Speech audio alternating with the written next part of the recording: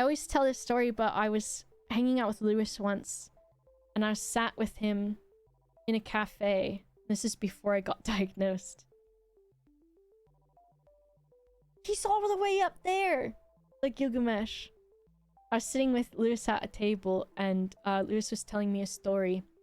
And so, subconsciously, my brain goes, okay, to show someone you're interested in what they're saying, you need to make eye contact with them. And then also, my definition of eye contact is when you make eye contact with someone, you keep it there, even if you don't want to. And also, eye contact means staring directly at the other person's pupil, because that is the essence of the eye. And so I was talking to Lewis. He was telling me something important, and I was like, yes, I must communicate that I am listening, and this is important to me too.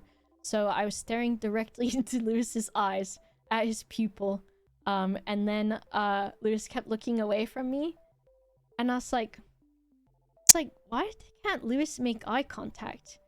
Which Lewis would make eye contact and then look away sometimes. And I was like, is Lewis autistic? And then, whoa, wah, wee, wah, lo and behold, the call was coming from inside the house. The call was coming from inside the house. Making eye contact does not mean never looking away from them to the point of where the other person could potentially feel discomfort.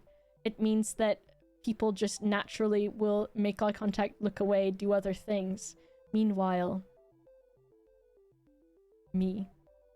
And then, so if I'm talking to someone now, well, before, I'd be like, okay, this is an important part.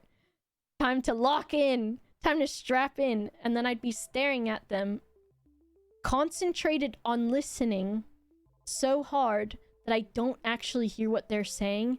And then I go, oh, fuck, I have no idea what this person's been saying. Which also happens all the time when someone introduces themselves to me. And they say, hi, my name is this. And I go, okay, they're saying their name. That is important. Remember it. And then immediately I'm like, fuck. I did not. I was thinking about remembering their name. And so I did not have enough RAM to also include storing the name in there. I didn't store it and it's gone. And so a lot of times I just go, welp, I don't know their name and I'm never going to. And so then I just pretend that I heard it. I pretend. And same thing with listening. Oh yes, this person is saying something so important right now. To communicate that I agree with how important it is, because it is important. It is important to me too, because I like this person. I'm going to maintain extreme eye contact with them to the point where they probably don't want to look in my direction.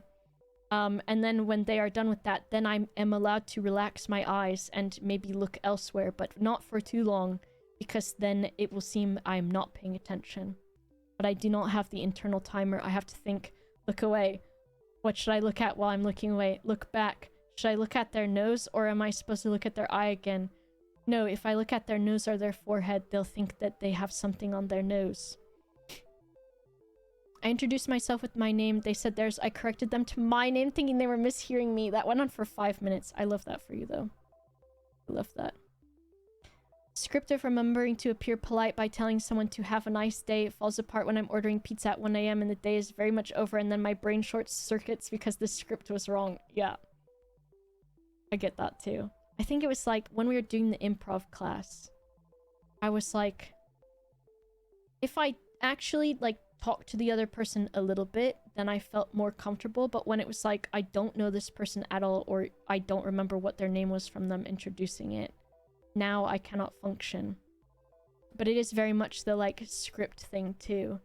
Except I was happy the other day because I went to a restaurant and the person was like, the waiter said they brought me the food and they said something that was not enjoy your food. It was something else to where I was allowed to say you too. And so I was like, you too. because it was appropriate, and I also didn't get tricked by the enjoy your food. Yippee! Thinking about whale. I love that. Forbidden restaurant words.